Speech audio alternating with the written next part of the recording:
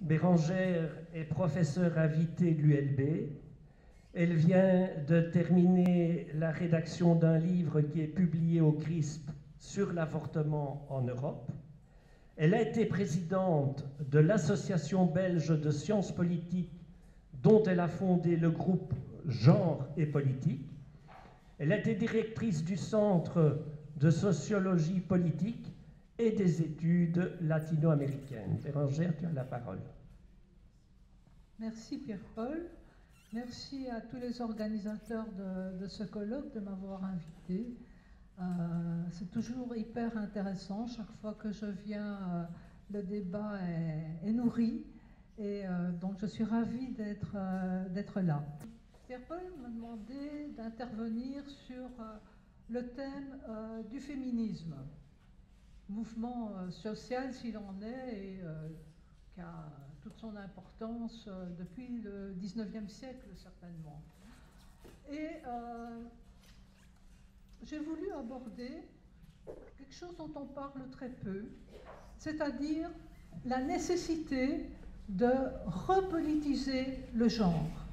À l'heure actuelle, les jeunes générations de féministes ont tendance à considérer que le féminisme provoque une dépolitisation à cause de son institutionnalisation. Donc j'ai voulu aborder ce thème qui est très actuel et le situer dans une perspective d'exigence démocratique, dans la perspective en particulier de Jacques Rancière, dont Pierre-Paul vous a fourni un certain nombre d'éléments que vous allez retrouver petit à petit.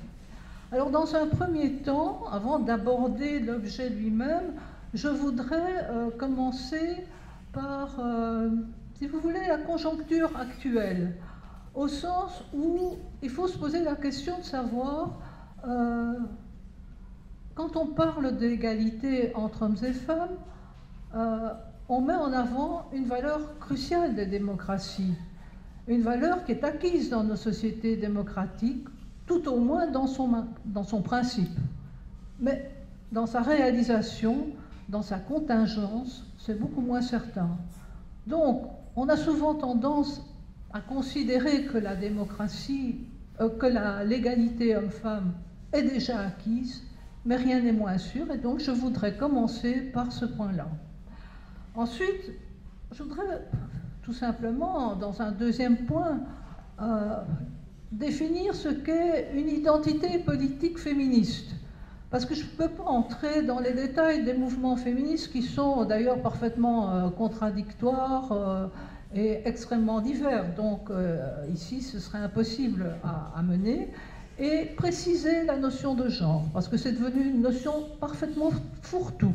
Donc je crois que c'est important de savoir de quoi est-ce qu'on parle.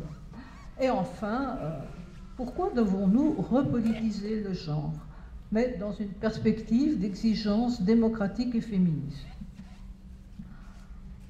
Alors, donc la notion d'égalité. Aujourd'hui, il y a une barre institutionnelle qui a été franchie. On a tendance à mettre une équivalence entre égalité et parité. 50%, 50%. Ça, c'est des quotas. L'idée de démocratie paritaire a été mise en avant par le Conseil de l'Europe à la fin des années 80 et a été définie non pas comme une question de quotas, ce qu'en Belgique on a vite tendance à faire, à ramener tout à des quotas, mais à considérer que la parité, c'était le partage du pouvoir de décision, d'abord politique, et ensuite ça s'est élargi à la notion de sphère économique et socioculturelle, donc un partage de décision entre hommes et femmes. C'est-à-dire que l'enjeu n'est pas tant d'avoir 50%, 50%, d'avoir une mesure temporaire, mais de mettre en œuvre une mesure définitive où l'on casse la monopolisation masculine sur le pouvoir politique, puis sur le pouvoir économique, social et culturel. Donc, ce qui est en jeu, en fait, c'est avoir une mixité entre hommes et femmes dans l'égalité, dans la parité. Donc une mixité qui exclut les inégalités et les discriminations.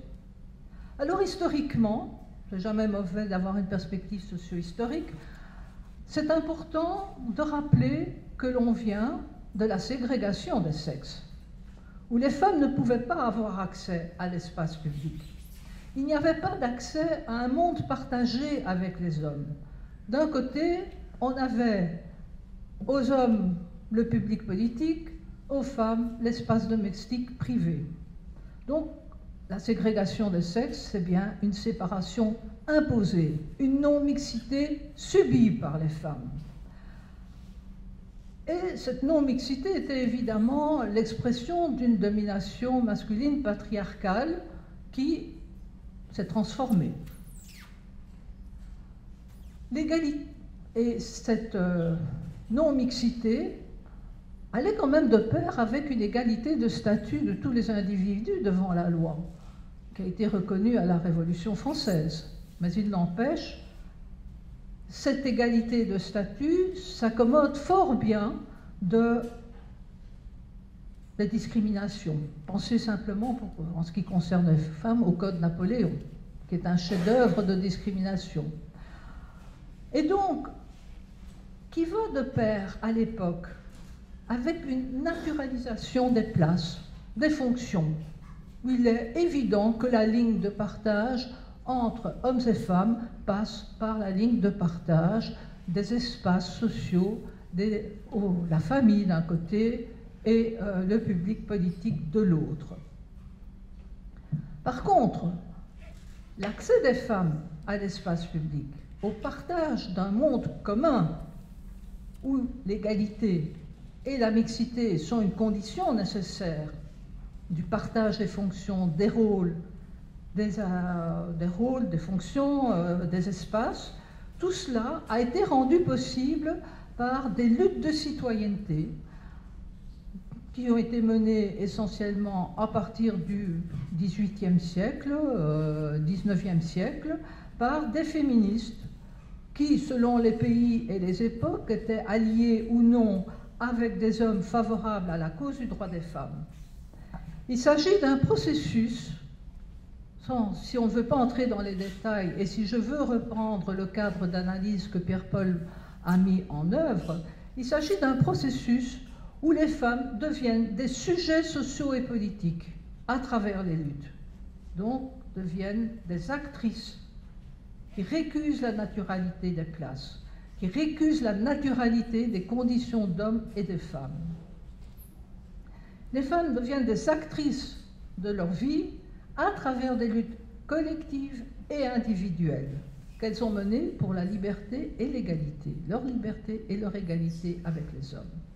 Ce cadre d'analyse de l'émancipation et de la subjectivation politique, donc le fait de devenir un sujet politique et social, rejoint celui de Jacques Rancière, dont Pierre-Paul vous a parlé.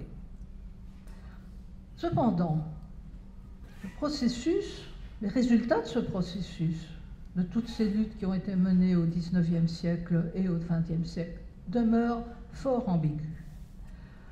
Les études qui ont été menées en sociologie de l'éducation, en sociologie du travail, en sociologie des mouvements sociaux, en sociologie politique, tentent à montrer que la mixité, à l'heure actuelle, n'est pas l'égalité.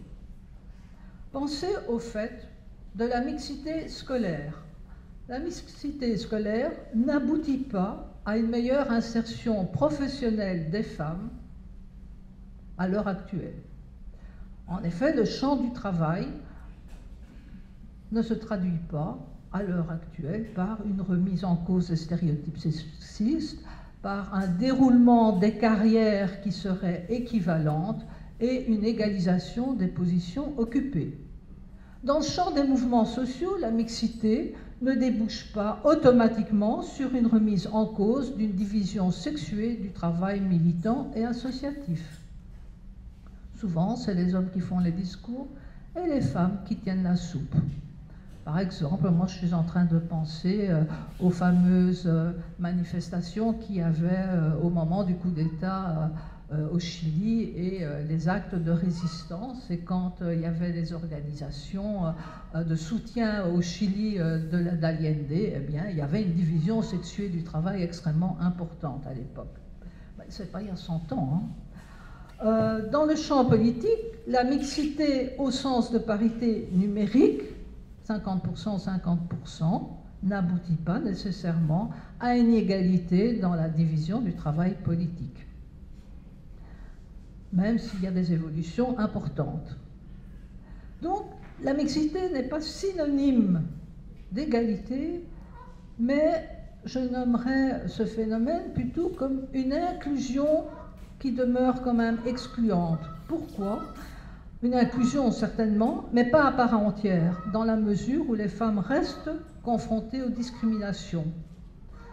Et en ce sens, la mixité est loin d'incarner une remise en cause radicale, donc dans le sens à la racine des dominations masculines. Bon, la ségrégation des sexes a perdu certainement sa légitimité à l'heure actuelle. Et la valeur d'égalité fait sens commun dans nos sociétés occidentales, tout au moins. D'une part, c'est certainement une condition nécessaire à la parité, mais ce n'est pas une condition suffisante. Comme je vous le disais en introduction, le principe est acquis dans les lois, dans les réformes, dans les franchissements institutionnels qui ont été établis comme résultat de lutte, mais la mise en pratique est loin d'être effective. Et donc, croire que l'égalité serait déjà là, comme on le dit souvent, comme on l'entend dans le discours, pas uniquement politique, mais le discours de tous les jours, que nous, on est dans des sociétés où l'égalité homme-femme est là et il n'y a plus besoin de lutte, je crois que c'est pratiquer un déni de réalité, tout simplement. Alors, étant donné cela, on peut se poser la question de savoir où en est alors la citoyenneté des femmes aujourd'hui. Qu'en est-il des enjeux qui sont au cœur même de leur capacité à être actrices, à être sujet politique, à être sujet et individu à part entière? Alors, je ne vais pas passer en revue les statistiques sur tous les enjeux. Vous les avez dans le texte qui a été publié. Ce qui est important à avoir en tête, c'est que pour être citoyenne, il faut tout au moins avoir un accès à l'indépendance économique, un accès à la formation, à l'éducation, à la santé, aux droits reproductifs et sexuels, à la décision économique et politique, sans oublier les dénis de citoyenneté qu'il y a encore à l'heure actuelle, notamment à la pauvreté des femmes, en particulier lorsqu'elles arrivent à la retraite, et les violences privées ou publiques auxquelles elles sont en but encore et toujours. Il ne faut pas non plus oublier le poids des représentations symboliques. Ce n'est pas parce que des réformes sont acquises que les mentalités ont pour autant changé. Et à cet égard-là, l'accès aux médias a toute son importance. Parce que c'est sans doute un des facteurs dans lequel se forment, se transmettent des stéréotypes sexistes.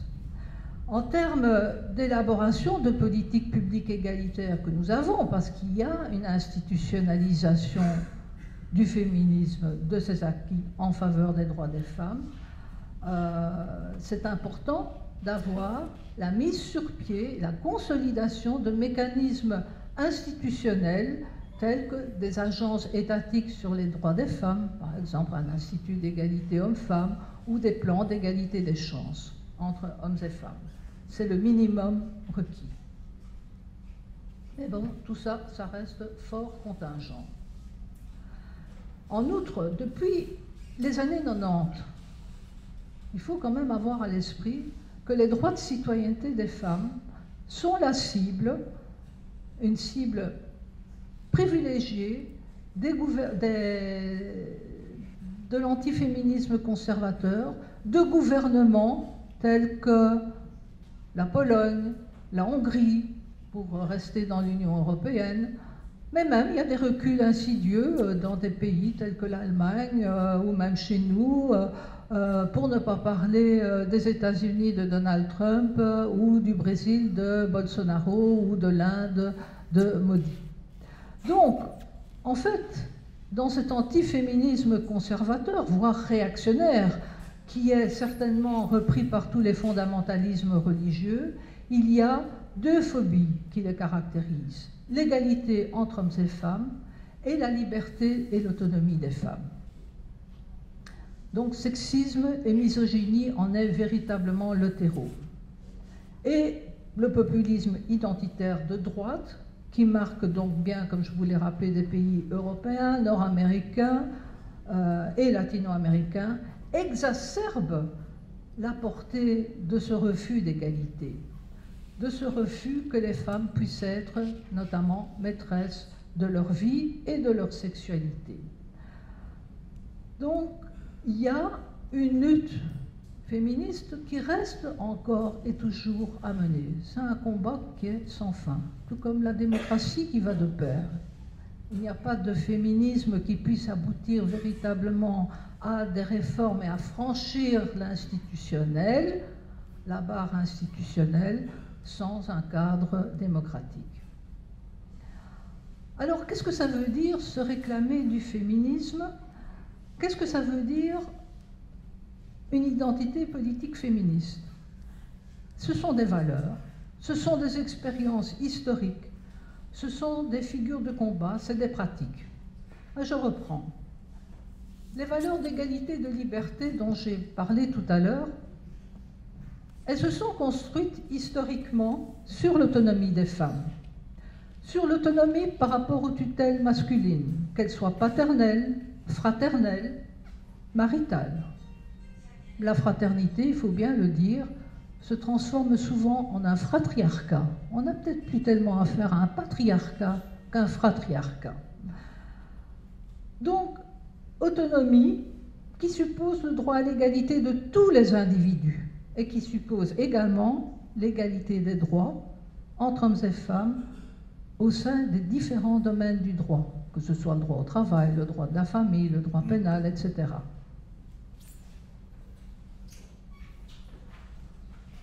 Donc ça, c'est pour les valeurs.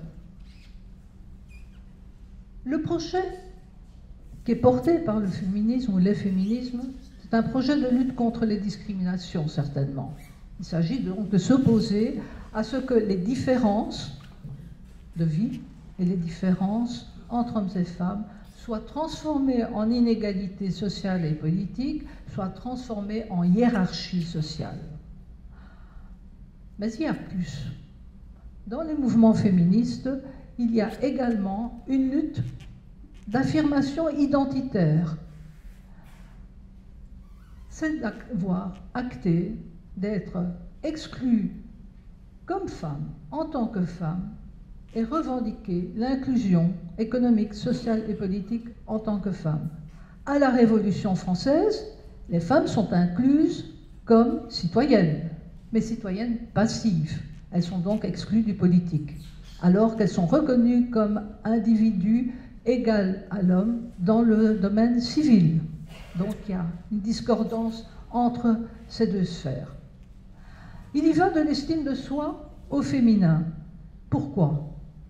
Parce qu'en fait, dans cette affirmation identitaire, il y a le refus de la norme masculine. Il y a le refus que le masculin puisse représenter l'universel alors que les femmes représenteraient la différence, l'altérité. Et c'est le même mécanisme que l'on retrouve dans les mouvements afro-américains dans les années 60, où il y a un retournement du stigmate. Il suffit que vous pensiez au slogan « Black is beautiful ». C'est le même mécanisme, en fait, qui est en jeu. Donc, ici, on a, à travers ce projet de lutte, une dénonciation des multiples systèmes d'oppression auxquels les femmes peuvent être en but, à travers une multiplicité de rapports sociaux, que ce soit les rapports sociaux de sexe, les rapports sociaux de classe, les rapports sociaux culturels, etc. Donc il y a une un refus d'universalisation du masculin comme norme de référence et de révérence. Le féminisme, l'identité politique féministe, ce sont aussi des expériences historiques communes à beaucoup de femmes. C'est la lutte pour le suffrage universel, féminin. Donc quand le suffrage masculin a été acquis, on n'avait pas encore un suffrage universel, c'était la moitié de la population. C'est la lutte pour l'égalité de salaire. C'est par exemple, pensez aux luttes de la FN en Belgique. C'est la lutte en faveur du droit à l'avortement et à la contraception.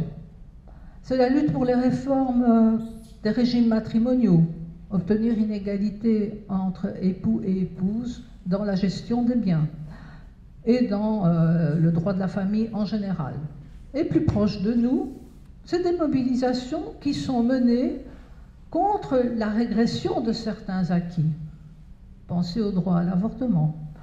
Pensez aussi à la politisation d'enjeux tels que la violence de genre, le viol, les violences sexuelles à l'encontre des femmes ou la prostitution encore.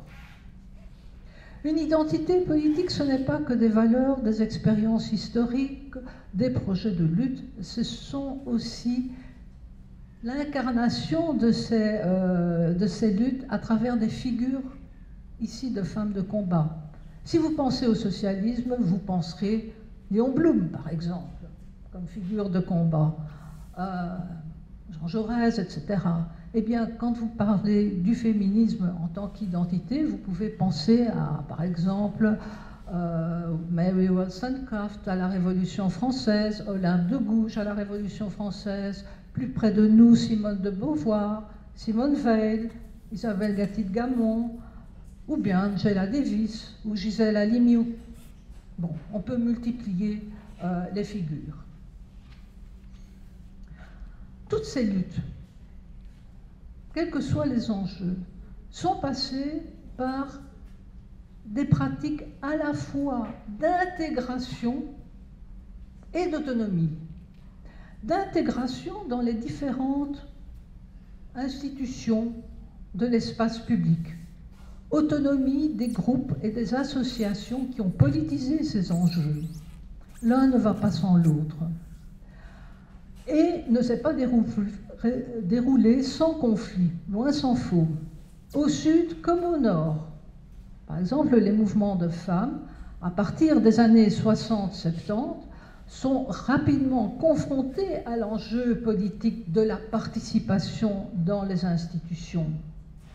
Et un peu partout, l'appel à la participation aux institutions étatiques ou à la démocratie libérale est en général plutôt bien accueilli favorablement, que ce soit par les féministes libérales, par les féministes socialistes, démocrates chrétiennes, par la gauche syndicale ou partisane.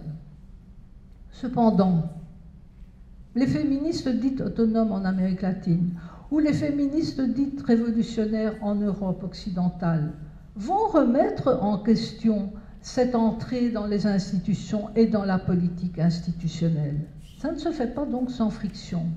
Et 2 décennies plus tard, les luttes en faveur de la parité, qui vont recevoir une légitimation fort importante à travers les différents organismes du Conseil de l'Europe et des Nations Unies, vont mettre cette revendication, vont légitimer évidemment les actrices qui vont la porter, mais en même temps va mettre une sorte de couvercle sur une certaine radicalité qui mettait en cause la politique institutionnelle. Donc tout ça pour dire que l'identité politique féministe, c'est tout sauf quelque chose d'homogène. C'est hétérogène, c'est conflictuel, c'est traversé par de multiples clivages sociaux, politiques, culturels, etc. Mais, quoi qu'il en soit, cela passe par un processus de construction d'un sujet politique fondé sur une activité conflictuelle qui remet en cause la naturalisation, la simple évidence de la séparation des rôles la séparation de l'occupation de l'espace public et privé. Tel a été sans doute le sens des différentes luttes pour les enjeux dont je vous ai parlé. Alors, cette dynamique de subjectivation sociale et politique repose sur un processus collectif qui empêche de considérer que l'individuation, le fait de devenir un individu à part entière, c'est du pur individualisme. Non, c'est deux notions complètement différentes. Mais elles peuvent se croiser par ailleurs, mais je n'entre pas là-dedans.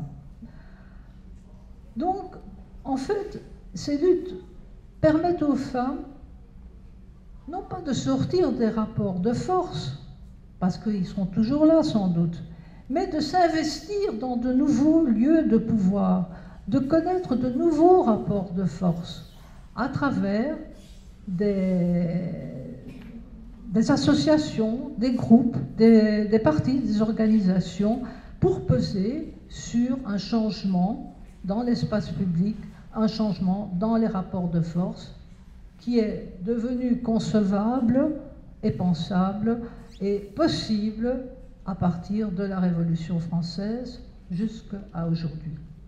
Alors c'est dans ce cadre, c'est en ayant à l'esprit ce cadre socio-historique qu'il faut situer la notion de genre.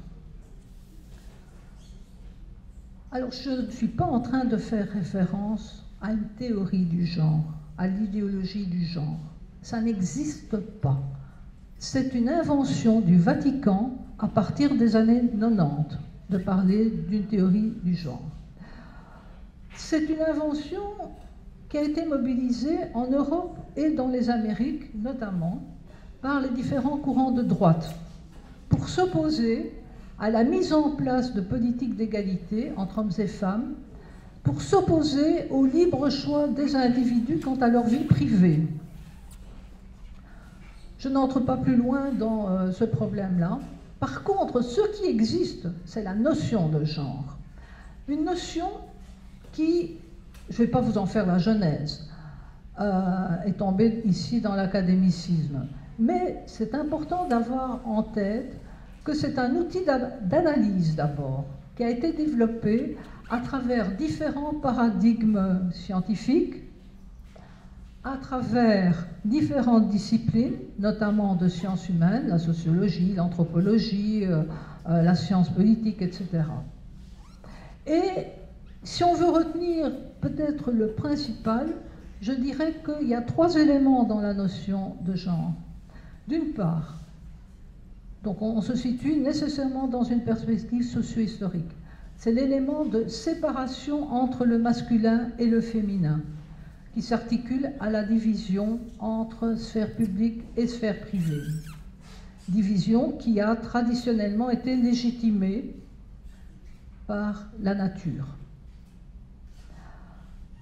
Deuxième élément, c'est la hiérarchisation du masculin sur le féminin.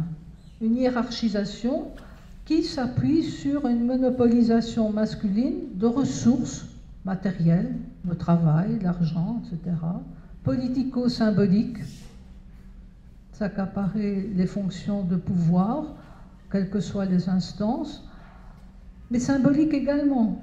C'est par exemple refuser la féminisation des titres et des métiers. Organisationnel, à travers les partis, les syndicats, les associations, etc. Pendant longtemps, il y a eu une monopolisation masculine dessus. Maintenant, ce n'est plus le cas, mais n'empêche. Et aussi les ressources coercitives et répressives. Pensez à l'armée et à la police. Mais il y a un troisième principe qui est fondamental, sinon on ne se situerait pas dans une perspective socio-historique. C'est la variabilité dans le temps et dans l'espace de la division sexuée du travail. Ce n'est pas la même chose d'être une femme au XIXe siècle et au XXIe siècle. Ce n'est pas la même chose d'être une femme en Belgique ou en Afghanistan. Donc, ce qui est important dans l'idée de variabilité, c'est d'avoir à l'esprit que le caractère immuable de la séparation homme-femme n'est pas du tout quelque chose de l'ordre du réel, c'est quelque chose de mouvant, qui se construit constamment. La notion de genre s'appuie politiquement sur celle d'égalité, à savoir donc la dénonciation des discriminations à l'égard des femmes et des modes de vie, mettant en cause les différentes normes hétérosexistes. Bref, ce que fait la notion de genre en tant qu'outil d'analyse, c'est d'élucider les logiques sociales de hiérarchisation à travers les différentes représentations symboliques, à travers les normes, à travers les pratiques. C'est essentiellement ça le but analytique de la notion de genre. Et une telle optique, évidemment, s'oppose aux identités prescrites. Par exemple, l'idée que la vocation d'une femme, c'est d'être mère. Et met au contraire en avant la notion d'individuation, donc la capacité des femmes à agir et à parler en leur nom propre, sans devoir se référer à des rôles prescrits, et pouvant au contraire construire de nouvelles identités, que j'appellerais souscrites plutôt que prescrites. Et donc là, à ce moment-là, vous êtes dans une perspective qui refuse l'essentialisme. On ne parlera pas de la femme, de l'homme, comme si c'était des groupes homogènes. Non, il y a des femmes et des hommes pris dans de multiples rapports sociaux, dans de multiples rapports de pouvoir, et donc traversés par de multiples clivages. Mais jamais ce ne sont des groupes homogènes. Et donc on récuse, ce faisant, la notion de naturalisme en même temps. Oui, peut-être que faut-il tout simplement avoir à l'esprit que quand on refuse la réduction du sexe au biologique, la première inscription sociale que tout être a, c'est l'inscription à l'état civil, soit comme homme, soit comme femme, et maintenant plus. Mais donc ça montre bien la variabilité de cette division sexuée qui nous gouverne encore. Alors, cette notion de genre a été produite par des savoirs à la fois militants et scientifiques. C'est une notion qui a été portée, évidemment, par des réflexions de personnes inscrites dans des associations, dans des mouvements sociaux, dans diverses associations de la société civile, par des chercheurs, par des fonctionnaires nationaux et internationaux. L'ONU a eu une incidence extrêmement importante là, dans l'institutionnalisation de cette notion, et qui produit un savoir très précis sur la situation des femmes, que ce soit au niveau local, national, régional, international. Et petit à petit, cette notion s'est transformée d'un outil analytique en un outil d'action publique. Par exemple, ça a été là le franchissement de la barre institutionnelle, comme disait Pierre-Paul, la création d'agences étatiques concernant la promotion des droits des femmes. Ce sont les plans d'égalité hommes-femmes, dans tous les différents domaines, mais aussi les liens plus ou moins institutionnalisés selon les pays et les époques entre les groupes féministes et les agences étatiques. Et tant et si bien que l'Union européenne a reconnu en 1997 la notion de gender mainstreaming. Ça veut dire quoi? Pour le dire vite, c'est l'évaluation des politiques publiques, de toutes les politiques publiques, qu'elles soient genrées ou ne soient pas genrées, en se posant la question ex ante, donc au moment de leur élaboration, et ex post, au moment de leur évaluation, des effets différenciés qu'il peut y avoir pour les hommes et pour les femmes selon les situations dans lesquelles ils sont, que ce soit des situations de classe, que ce soit des situations culturelles, que ce soit des situations politiques. Donc cette notion est devenue un véritable une notion d'action publique que vous retrouvez dans nos pays, mais également en Amérique latine, par exemple. Voilà le cadre dans lequel on peut se poser la question de savoir pourquoi faut-il repolitiser le genre, puisque le genre a acquis une reconnaissance politique. Et quelle meilleure reconnaissance politique que le franchissement de la barre institutionnelle. Alors, ce qui se passe, c'est qu'on peut se poser la question de savoir, mais où est donc passé l'esprit libertaire du féminisme dans ses composantes de transgression? Aux yeux des générations plus jeunes féministes, que ce soit en Europe ou dans les Amériques, qu'elles soient latines ou du Nord, il y a cette idée que l'institutionnalisation des luttes pour l'égalité entre hommes et femmes pourrait bien provoquer une dépolitisation du féminisme. Et en fait, c'est dans le cadre de la montée du néolibéralisme à partir des années 80 que différents groupes féministes ont été véritablement confrontés à ce que l'on pourrait dire un passage d'une logique de la subversion à une logique de la subvention. Je m'explique. Ces groupes féministes ont, surtout depuis les années 80, et en particulier dans des continents comme l'Amérique latine, mais aussi chez nous, ont littéralement développé une série de services sociaux qui pallient au manquement de l'État social, de manière donc plus ou moins importante selon les pays et les continents. Et dans les années 70, l'esprit libertaire de transgression, de désobéissance civile, comme on a pu le noter notamment sur les luttes à propos du droit à l'avortement, ancrait ces groupes véritablement dans ce qu'on peut appeler la logique de la subversion. Alors qu'à l'heure actuelle, pour subsister, ces groupes doivent nécessairement faire appel aux deniers publics. Et une grosse partie de leur travail associatif est la fabrication de demandes de subsides dans le cadre des impératifs d'un agenda politique. Vous n'allez pas recevoir des subsides si vous sortez de ce cadre. Donc, le projet véritablement critique du féminisme, qui consistait à mettre en cause de manière radicale, donc à la racine, tout ce qui relevait des oppressions,